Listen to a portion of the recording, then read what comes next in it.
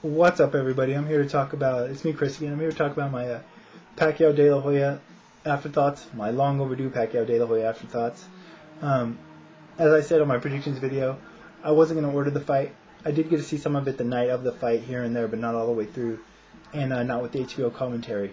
Not that that is essential, but most people saw it, I think, that way, so it kind of just, I have the same point of view as other people that saw the fight that I'll probably be discussing it with on here.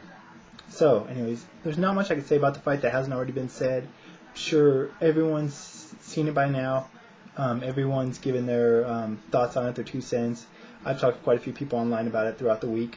So, nothing new really to say. I'm just going to give a couple of thoughts on what I saw in the fight, what I thought, and what I think, where I think these guys should go from here. So, first off, Manny Pacquiao fought a perfect game plan. Listened to Freddie Roach perfectly. Did a lot of sticking and moving. Actually, you know what, real quick, a lot of people picked Oscar De La Hoya, and when the fight was first announced, I thought he was going to win just because of the size difference, and that's why a lot of people picked him, basically just on his size, his bigger size. But as Manuel Stewart pointed out in the commentary, he took away his biggest advantage. He came in below welterweight, or he came in weighing less than Manny Pacquiao, so his biggest advantage he already took away. And in a fight, you have to use every advantage to the full extent, and he took his away, so he was already at a disadvantage, because he wasn't the faster fighter. He may be the better technical boxer. I don't know at this point. It's really hard to say. He may have been stronger, but he didn't appear so in this fight. So, anyhow, like I said, the biggest advantage he had was negated before the fight even started. So, that being said, so it was a one-sided fight. I picked Pacquiao by decision. I honestly did not see it being that one-sided. I was surprised.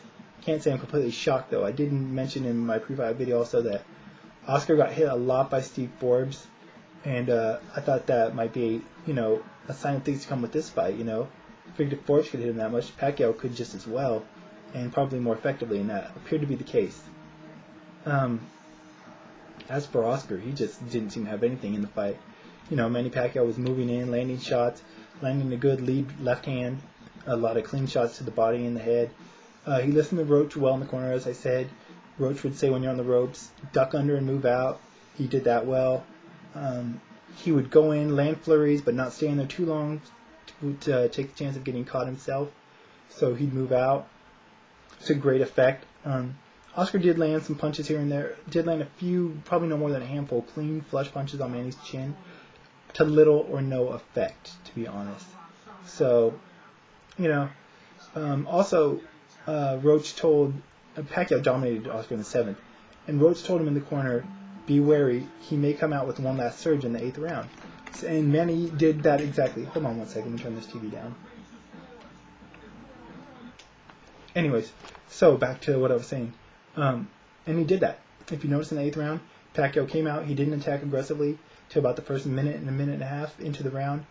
I think once he saw that Oscar had nothing to offer, he went at him, and pretty much that was the end of the fight after that. As you saw Oscar quit on his, I wouldn't say quit on his stool, but he retired on his stool, so to speak. Throughout the last few rounds, you could pretty much see the fight being taken out of Oscar. It was very reminiscent of Oscar De La Hoya's second fight with Julio Cesar Chavez, where Chavez, the fight ended with Chavez on his stool. So it was kind of ironic in a way. But that being said, where do they go from here? As far as Oscar De La Hoya, I believe he should retire. There's no significant fights out there. As I said earlier this year about Roy Jones Jr., there's no point in taking any unnecessary risks in the future of getting hurt or anything, And, just because you may want to go out on a win. So I think he should just walk away from the sport, because by the end of that fight, he just looked like he had nothing left to give. As for Manny Pacquiao, the 2 names being thrown out there the most are Ricky Hatton and Floyd Mayweather Jr. So first, let's talk about Floyd. People say, who do you think would win that fight? I say if it happens at welterweight, I would probably favor Floyd, because I think he's a slightly bigger man. As you saw, Manny didn't even come in at the welterweight limit. He did the night of the fight, but he didn't weigh in at that limit, which is why himself and Roach and they agree that he should drop back down to junior welterweight after this fight. Also, people were saying maybe he should fight other welterweights, stay at welterweight, fight Cotto, Margarito, guys like that. I completely disagree. Once again, those guys are much bigger. They'll come in a lot bigger than out of the fight, unlike De La Hoya, which would, just put Manny at a huge disadvantage, and he could really get hurt by some of these bigger welterweights, I think, if they caught him with a clean punch. I just think a lot of the top welterweights have a lot more to offer than Oscar De La Hoya did. So, I think if Manny fought Floyd Mayweather Jr. at a lower weight, 140, or a catch weight between 140 and 147, it's pretty much a toss-up fight in my opinion at this point. That may change if the fight's ever made, but the thing is, we've been hearing conflicting rumors throughout the week that Floyd's talked to his dad, he wants to come out of retirement and fight Manny. Then you hear no such talks have been, made, so it's hard to say. But I'd like hopefully one of these legitimate boxing sites get an interview with him so we could hear his thoughts on the fight and what he sees if he sees Pacquiao as a potential future opponent, or if he even plans on coming out of retirement or at all or not. So, and another thing, people are telling me Floyd won't come down under welterweight. That may be the case. He may not want to, but I believe Pacquiao holds all the cards. He's the current pound-for-pound #1 fighter. He's the active fighter. He's the man in the sport, basically. So I think he could probably get Floyd to come down a little bit under welterweight limit if they did want to make that fight. As far as the Haddon fight, that seems like the most logical fight.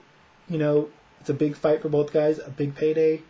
I think it'd be a really exciting fight. Both fighters have very passionate fans. I think the atmosphere would be electric, night of the fight. But I think I would pick Pacquiao to win that fight, either by decision or late stoppage. I think he just holds all the advantages. I think the only advantage Hatton has is maybe a little bit on size and strength, but I'm not even for sure about that, to be honest. Pacquiao holds advantages in speed, youth, athleticism, punching power.